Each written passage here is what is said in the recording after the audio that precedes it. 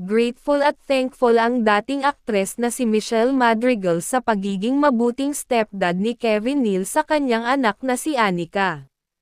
Sa kanyang Instagram page ay ibinahagi niya ang mga larawan nilang mag-ina kasama ang kanyang second husband. Sa kanyang Instagram page ay ibinahagi niya ang mga larawan nilang mag-ina kasama ang kanyang second husband.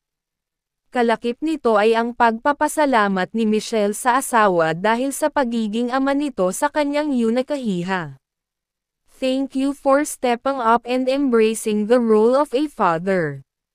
You've adjusted your life and poured so much love into me and Anika without hesitation, saad ng dating aktres.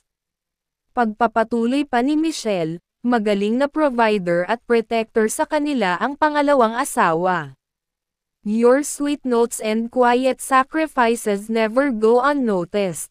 We're so grateful for everything you do. Thank you for being such a wonderful stepdad to Anika. We love you so much, say pa ni Michelle. Matatanda ang June 2024 nang ma-engage ang dalawa at ikinasal noong July 2024. Si Anika ay anak ni Michelle sa kanyang unang asawa na si Troy Woolfolk. Sa nagdaang IG story ni Michelle noong September 3, 2024 ay inamin niya na nais niyang magkaroon ng isa pang anak. I was pregnant with Anika at 28 years old. She's definitely my biggest blessing. I've been praying to have another child soon.